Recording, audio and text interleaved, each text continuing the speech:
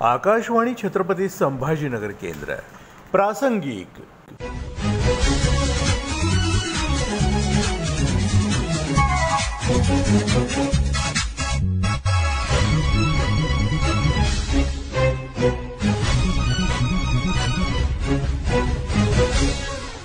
केंद्र सरकारने 11 वर्षांचा कार्यकाळ नुकताच पूर्ण केला आहे। पंतप्रधान नरेंद्र मोदी यांच्या नेतृत्वात केंद्र सरकारने अनेक लोकोपयोगी योजना या कार्यकाळात सुरू केल्या। अनेक नागरिकांना त्याचा लाभ झाला आहे। या संदर्भात विविध क्षेत्रात झालेल्या बदलांबद्दल मान्यवरांनी दिलेली माहिती आजच्या प्रासंगिक या सदरात आपण ऐकणार आहोत। वस्तू आणि सेवा करासह बँकिंग क्षेत्रात झालेल्या बदलांबाबत सनदी लेखापाल मंगेश वझुरकर यांनी माहिती दिली। ते म्हणाले, मी मंगेश वझुरकर जे बदल पाहिलेले आहेत त्या बदलाबद्दल मी चर्चा करणार आहे। 2014ला जेव्हा बीजेपीचं सरकार आलं तेव्हा नरेंद्र मोदी पंतप्रधान झाले आणि त्यांनी जीएसटी ऍक्ट जो लागू केला आणि खरे तर जीएसटी ऍक्ट 2012लाच लागू करणार होते सरकार। त्याच मनमोहन सिंग पंतप्रधान होते, पण काही कारणास्तव ते लागू करू शकले नाही जीएसटी। पण जुलै 17 साली जेव्हा जीएसटी लागू झाला त्यावेळेस लागू करत असताना व्हॅट, एक्साइज आणि सर्व्हिस टॅक्स या 3 मेन कायद्यामधनं ज्या गोष्टी त्यांना घेता आल्या त्या सर्व त्यांनी घेतल्या आणि जीएसटी ऍक्ट लागू केला। जीएसटी लागू करत असताना जे छोटे व्यापारी आहेत त्यांचा विचार करून त्यांनी 40 लाखापर्यंत जीएसटी रजिस्ट्रेशनची गरज नाही असं केलं आणि जे व्यापारी जीएसटी नंबर घेऊ इच्छितात परंतु त्यांचा व्यवसाय हा 1.5 करोडपेक्षा कमी आहे त्यांना एक कंपल्शन स्कीम आणली, ज्यामध्ये त्यांना त्यांच्या व्यवसायाच्या 1% जीएसटी भरून कोणताही हिशोब न देता नंबर घेता येतो आणि रजिस्ट्रेशनची जी प्रोसिजर आहे ती सुद्धा खूप सोपी केली, जेणेकरून जास्तीत जास्त लोक जीएसटी मध्ये यावे। आजच्या घडीला जीएसटीचं जे कलेक्शन आहे ते 1.7 लाख करोड पर्यंत गेलेलं आहे। इन्कम टॅक्सचा जर विचार केला तर रिसेंटली निर्मला सीतारामन ज्या अर्थमंत्री आहेत त्यांनी न्यू रिजिम हा एक प्रकार आणलेला आहे। त्या न्यू रिजिम प्रमाणे जे जुन्या काळामध्ये आपण आपलं उत्पन्न दाखवून त्यामध्ये काही LIC policy, taxable mutual fund अशा काही गोष्टींमध्ये बचत करून बाकीच्या राहिलेल्या अमाऊंटवर टॅक्स भरायचो, तर ते त्यांनी कमी केलं आणि न्यू रिजिम टॅक्स स्कीम आणली। त्या स्कीम मध्ये कसल्या प्रकारचं तुम्हाला डिडक्शन मिळत नाही, परंतु इन्कम टॅक्स हा खूप कमी लागतो। आणि हे करण्याचं कारण असं वाटतं मला की ज्या काळामध्ये भारताला डिजिटल करन्सी किंवा डिजिटल वेल्थची गरज होती त्या काळामध्ये या सर्व सरकारने गोष्टी केल्या होत्या। आजकाल सर्वजण एज्युकेट झालेले आहेत, सर्वांची इन्व्हेस्टमेंट कळते, बचत कळते, तर त्या अनुषंगाने लोकांना एज्युकेट करण्याची आता तेवढी गरज नाहीये। अजून काही खेड्यामध्ये काही लोकांना एज्युकेशन करायची गरज आहे, परंतु बऱ्यापैकी जनता आता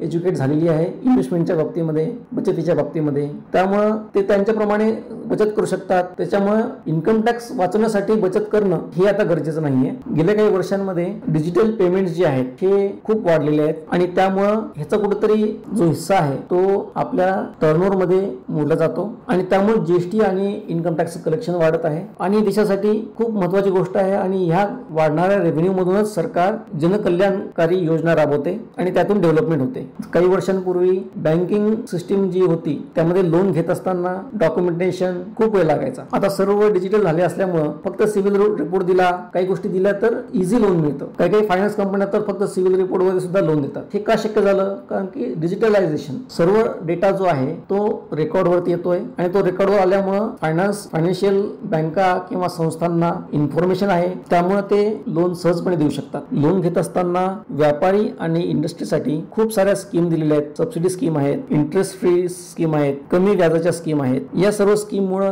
देशाची प्रगती होते।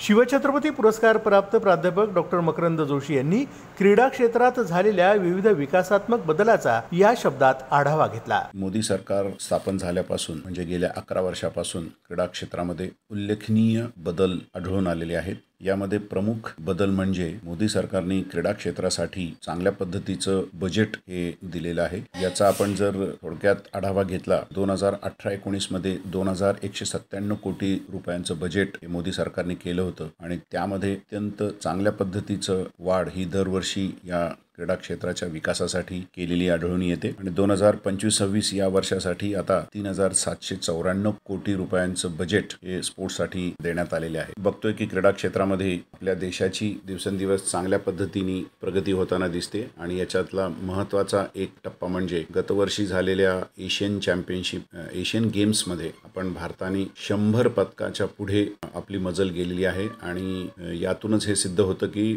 भारतामधील विविध खेळामध्ये आपण आता चांगल्या पद्धतीने प्रगती करतो आहोत आणि याचं कारण म्हणजे भारत सरकारने सुरू केलेली टॉप्स ही एक स्कीम आहे, त्यानंतर खेलो इंडिया ही स्कीम आहे आणि साईमध्ये नव्यानेच इन्क्लूड केलेली NCOE ही पण एक स्कीम आहे. या 3 स्कीममुळे भारतीय खेळाडू आता आंतरराष्ट्रीय स्तरावर चांगल्यापैकी कामगिरी करताना दिसत आहेत आणि अनेक पदके त्यांनी मिळवलेली आहे. टॉप्स ही काय स्कीम आहे तर टार्गेट ऑलिम्पिक पोडियम स्कीम असं या टॉप्सचं नाव आहे आणि यामध्ये जे प्रोबॅबल्स आहेत की जे आंतरराष्ट्रीय स्पर्धेमध्ये आणि मुख्यतः ऑलिम्पिकमध्ये पदक मिळवू शकतील अशा खेळाडूंना निवड केली जाते. त्याच्यासाठी काही क्रायटेरिया तयार करण्यात आलेले आहेत आणि याच्यासाठी एक कमिटी सुद्धा आहे आणि या कमिटीमध्ये ऑलिम्पियन आणि अर्जुन अवॉर्डी आणि ध्यानचंद पुरस्कारार्थी खेळाडूंची ही समिती आहे आणि या समितीद्वारे प्रत्येक खेळातील ऑलिम्पिकला गवसणी घालू शकतील, पदक मिळू शकतील अशा खेळाडूंची निवड केली जाते आणि त्यांना पूर्णपणे आर्थिक सहाय्य दिलं जातं. आर्थिक सहाय्याचा फायदा त्यांना असा होतो की हे खेळाडू आपलं प्रशिक्षण परदेशामध्ये घेऊ शकतात. या खेळाडूंना चांगले इक्विपमेंट्स,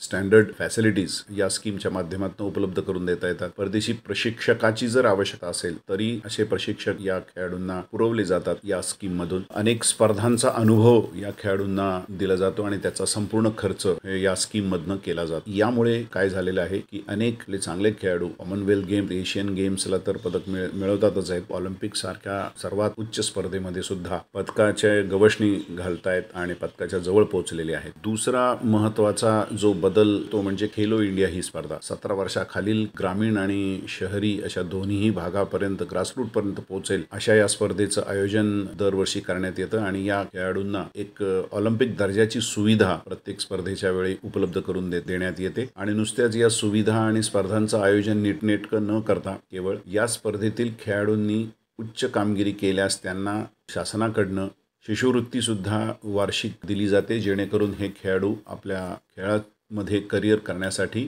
प्रेरित होतील आणि त्यांच्यामध्ये असलेल्या ज्या काही क्रीडा प्रतिभा आहेत त्या अतिशय उच्च स्तरापर्यंत नेण्यासाठी प्रयत्न करतील आणि खेळ हे एक करिअर म्हणून निवडतील. आणि याच्यामध्ये पुढे जाऊन आता खेलो इंडियाची सेंटरसुद्धा विविध भागामध्ये केंद्र शासनाने निर्माण केलेली आहेत.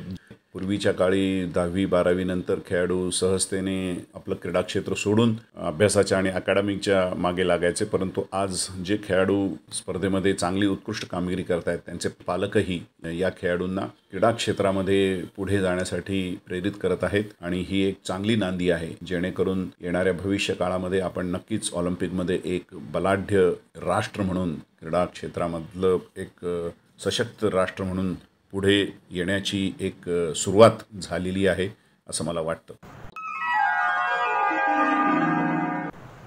पैठण तालुक्यात देवगाव इथले प्रगतिशील शेतकरी दीपक जोशी यांनी केंद्र सरकारच्या शेतीसाठीच्या विविध योजनांची माहिती दिली.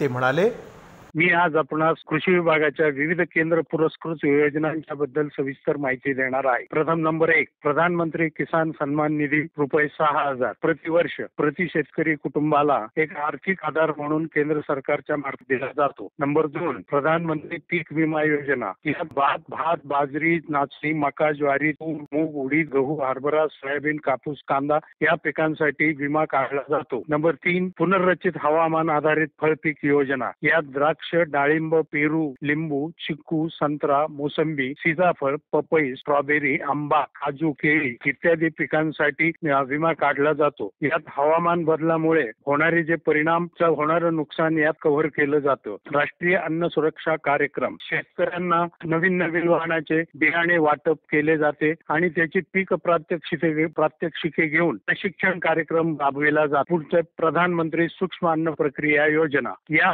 कृषी अन्न अन्न प्रक्रिये उद्योजकांना 35% ते 10 लाख रुपयापर्यंत अनुदान त्यांना अन्न प्रक्रियेवरचे उद्योग सुरू करण्यासाठी दिला जातो. या कृषी आधारित सर्व अन्न प्रक्रिया उद्योग येतात. राष्ट्रीय फलोत्पादन अभियान यात संरक्षित शेतीतील यात हरितगृह, शेडनेट, पॅक हाऊस, साठवणगृह, शीतगृह, शीत साखळी करिता विविध घटकात अनुदान दिलं जातं. हे फक्त संरक्षित शेतीसाठी आहे. कृषी यांत्रिकीकरण, या कृषी यांत्रिकीकरण या योजनेअंतर्गत शेतकरी गटांना ट्रॅक्टर, पॉवर टिलर, रोटावेटर इत्यादी यंत्रासाठी अनुदान दिलं जातं. यामुळे शेतीतले कामं यांत्रिकीकरण झाल्यामुळे सुलभ होतात. सूक्ष्म सिंचन योजना, प्रति थेंब अधिक उत्पादन, यात ठिबक, तुषार सिंचन संचयांना अनुदान दिले जाते. यामुळे पाण्याची बचत होते आणि पिकाला गरजेपुरतं पाणी मिळतं आणि त्यामुळे पिकाची उत्पादकता वाढते. आत्मा योजना, जिल्हा स्तरावर त्या जिल्ह्याच्या अनुषंगिक विकासासाठी आवश्यक बाबीवर भर देऊन त्यासाठी विविध घटकात या योजनेतून खर्च केला जातो. त्याचप्रमाणे सेंद्रिय शेती योजना, सेंद्रिय शेतीसाठी प्रोत्साहन देण्यासाठी आणि खताचा आणि रासायनिक औषधाचा वापर कमी करण्यासाठी या सेंद्रिय शेती योजनेला केंद्र सरकारने प्रोत्साहन दिलेलं आहे. ॲग्रिस्टॅक नोंदणी, म्हणजे आज आता प्रत्येक शेतकऱ्याला ॲग्रिस्टॅक मध्ये जर नोंदणी केली तरच तुम्हाला सगळ्या योजनेचा लाभ मिळणार आहे. धन्यवाद. केंद्र सरकारच्या माध्यमातून प्रधानमंत्री सूक्ष्म सिंचन योजना ही राबवली जाते. याचा परिणाम आम्हाला असा आलेला आहे की आमच्या शेतीमध्ये पिकाला लागणारं जे पाणी आहे ते पिकाला पाणी मुक्त पाण्याचा वापर करत होतो. तो पाण्याचा वापर पिकाच्या गरजेपेक्षा जास्त होता आणि त्याचे कधी कधी वाईट परिणाम आम्हाला भोगावे लागत होते. परंतु या ठिबक किंवा तुषार सिंचन संचाच्या पद्धतीमुळे आम्हाला पिकांना गरजेपुरतं पाणी दिलं जातं आणि त्यामुळे पीक हे कायम वाचा अवस्थेत राहतं आणि पिकाला गरजेनुसार पाणी दिल्यामुळे पिकाची उत्पादकता वाढते. हे आमचा अनुभव आहे. आणि मुख्य म्हणजे जे पाण्यात जो शारीरिक कष्ट आमचे ठिबक सिंचन आणि तुषार सिंचनमुळे आमचे शारीरिक कष्ट कमी झाले. पैठण तालुक्यातल्याच धनगाव इथले युवा शेतकरी यज्ञेश कातबने यांनी केंद्र सरकारच्या विविध योजनांचा आढावा घेत या योजनांमुळे झालेल्या सकारात्मक बदलांची माहिती दिली.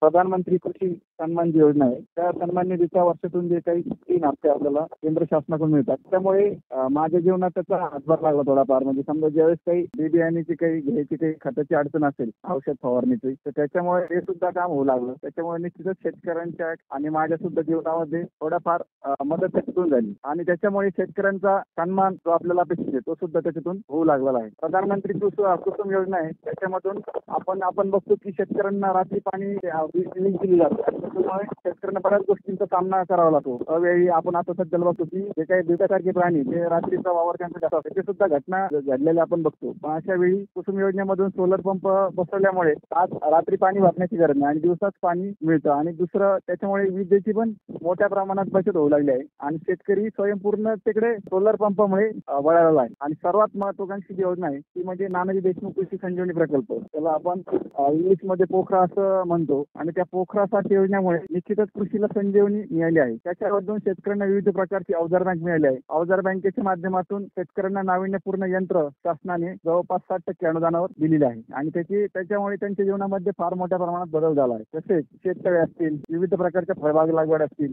आणि मत्स्यपालन असेल, दुग्धपालन असेल, त्यांना सुद्धा त्या योजनेमधून मोठ्या प्रमाणात सरकारने अनुदान देऊन शेतकऱ्यांच्या जीवनात खऱ्या अर्थाने संजीवनी फुलली आहे. आणि याच्या माध्यमातून कृषीच्या जेवढ्या काही केंद्र सरकारच्या ज्या काही योजना आहेत त्या निश्चित शेतकऱ्यांसाठी उपयुक्त आणि फलदायी आहे आणि त्याच्यामुळे शेतकऱ्यांच्या जीवनामध्ये मोठ्या प्रमाणात सकारात्मक बदल झाल्याचं आपल्याला दिसून येत आहे. माझ्या सुद्धा जीवनात या सगळ्या योजनांचा फायदा झाला आणि त्याच्यामुळे शेतीला कुठेतरी नाविन्यपूर्णतेकडे नेण्याचा जो माझा मानस होता तो याच्यातून निश्चित साकार झाल्याचं मला दिसून येतं.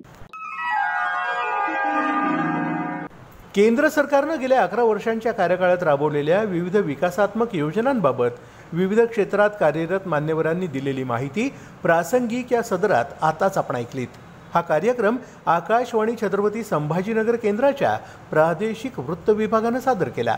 सादरकर्ते समरजित ठाकूर, निर्मिती सहाय्य धनंजय ब्रह्मपूरकर.